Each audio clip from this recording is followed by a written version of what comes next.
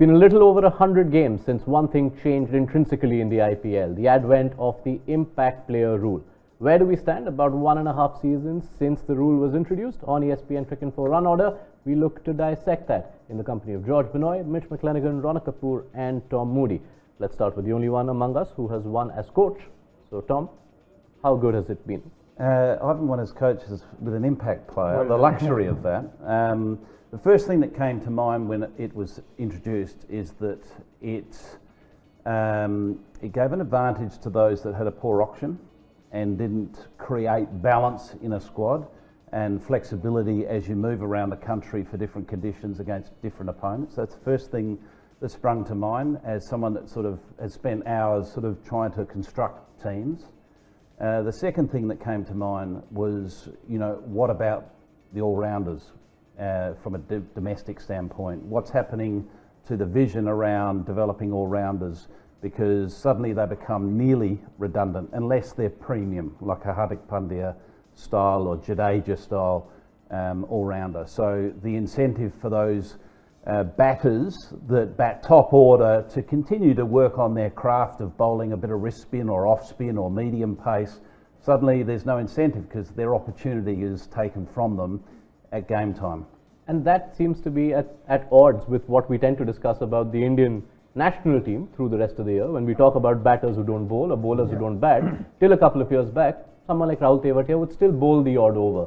Someone like Riyan Parag would bowl more than you see him. And yet now there's no room for that in the IPL. So when it started, I quite liked it because also the 10 teams kept us a little curious. Will the quality and the standard of the IPL still be, as high as we want it to be, considering we look at it as one of the most premium T20 leagues in the world? A season and a half into it, I think it's time for it to, pack that up and send it away. Why? Yeah, because I'll tell you why, Mitch. India's biggest problem is that they do not have batters who bowl or bowlers who bat, and they are not able to find an adequate replacement to Hardik Pandya. Let me take you back to 2015. Mitch McClenaghan won with the Mumbai Indians. Hardik Pandya made his debut. Pandya bowled 102 balls, got 1 wicket, averaged 176. 2016 he averaged 51, 2017 35.5, 2018 21.16, 2019 27.85. You can now just put that back. It's not purely numbers. Hardik's growth as a bowler came with exposure in the IPL. He was never the finished product in the first 2 years. If the impact player was around in 15, then McClenaghan is going to have the cushion of one of the specialist bowlers coming on. He's obviously going to bowl his 4, but Mumbai relied on Pollard and Pandya to bowl 4 overs in every game in their campaign winning side.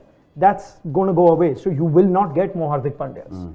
That's just one aspect of it, Mitch. It's not only the all-rounders. I think it's also putting a lot of young players in situations that are not accurate to international cricket. You're suddenly making players who will be 6-7 ball hitters. You're going to make bowlers who will bowl 1 over. I mean, we may not see Mukesh Chaudhary bowl another over. We may not see Umran Malik bowl another over this season. You want to give bowlers the chance, if they've gone expensive one, come back and make, that's part of, I'm sure, growth of a cricketer. 100%. So when this rule was introduced, they said at the time it was to give Indian players more opportunities in the IPL, which I think it has to a certain extent. There are Indian batters and Indian bowlers who might not have got into the first 11. Definitely has, right? Abhishek Porel, Ashutosh Sharma. Ashutosh Sharma's had 2 opportunities in that role, so they wouldn't have played. They wouldn't have played. They wouldn't have played because they've got to force their way into the side. So that would be my argument in terms of why it is great and needs to continue. What the impact sub does, from a spectator point of view, is that in the past, when you got the top 5 or 6 batters out, the game was done dinner. Like it was a dead duck walking, right? So, and then it was boring. It kind of stretched out, and you lost the excitement of tuning in for the last ball. When you have the impact sub, there's always another batter. So what it does is it stretches out the ability for a team to chase a bigger total more consistently. And I know that's batter-centric. It makes the game more exciting. It makes it more difficult for bowlers. So when you're talking about bowler development, which I think is a key area in India, basically, really, you've only got Bumrah who can bowl death. So now you're getting more exposure to harder overs at the end of the innings, which is only going to make Indian cricket's death bowling in the future better. So I think there's a lot more positives than what we're just touching I'll on. put another spin on it. If you're going to continue with the impact batter, in my view, to make it a better contest, I would add a slight spin on it, and that is allow the on-field captain to allow one of his bowlers to bowl a fifth over.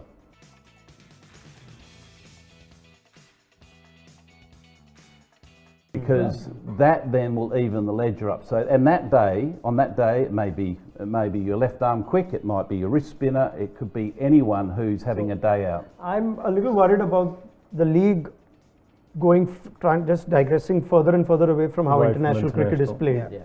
So the more I think it's up for debate whether the league has gotten more competitive, and we've seen more close games in the last 1.5 years because of the impact player. I mean, is that the case? I saw something recently of how we've not had a super over in about 3 years, when we had 4 in 2020 or something like that.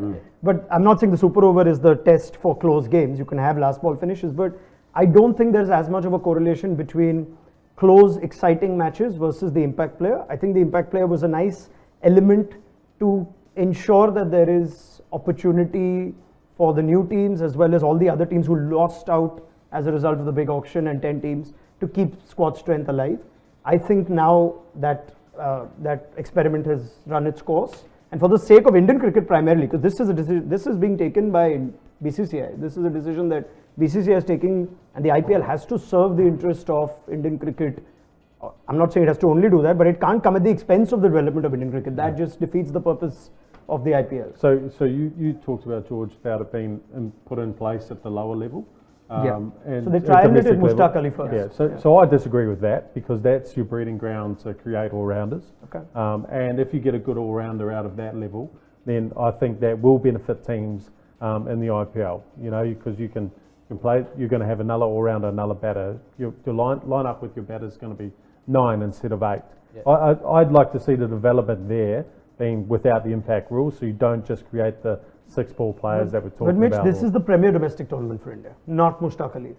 Players from the IPL will make a case for the World Cup, which is in a week's time. But that's So you have to, I mean, if you just look at this IPL now, if let's say India want exactly that, Hardik Pandya's replacement, Hardik Pandya pulls up close to the end of the tournament, this league has given you nothing to tell you that either Shivam Dubey can do that job, even though Rohit Sharma made him bowl a few overs in a bilateral series against Afghanistan. So India were looking to do that. I can't expect CSK to do that for the sake of Indian cricket. They have to win a tournament. The same with any other domestic player. You can't expect the franchise to do Indian cricket's job for them. I think that's unfair. So here in this case, I just think whatever rules have to come in, they have to come for the IPL first. So the other thing about, like as Mitch said, you know, from a spectator point of view, the scores are great. You know, you have higher scores, more sixes, closer finishes. So, you know, visually as a product, the IPL, I think, has benefited from the impact player rule. But, like, I really don't like it that a player can come into a match, just bat and do nothing else. Yeah. Like, that just doesn't sit right with me, you know, having watched and played cricket at a very lower level. It just doesn't feel right that someone just rocks up, bats and goes home. Yeah. Do you ever see this translating into other leagues or potentially international T20 cricket? And does the fact that both of India's T20 competitions follow this into anything? Yeah, well, it's already in another league. It's in the ILT20. They call it Super Sub. Same principle. But they have that open to both domestic and international players. Right. But that's purely because they don't have many domestic players playing in that tournament, because you have 9 overseas and you're playing 11. So it's a completely different sort of makeup. But yeah, I'd be very surprised if we see this, and I'll call it an experiment, you know, continue after this year. I think it's been worth trying. Agreed. But I think it's something that I think if we go back to normality where we were, what reflects internationally is the better balance. And that last line is important, because if the impact sub comes at the international level, different conversation. Yeah, altogether. 100%. Speaking of the IPL, digressing from international cricket, I'm just waiting to see which fast bowler rocks up and bowls a second bouncer at the World Cup first. Yeah. Yeah, that's true. That's true. But you look, yeah, I know you guys have seemed to, it's all against me in terms of I'd love it to stay.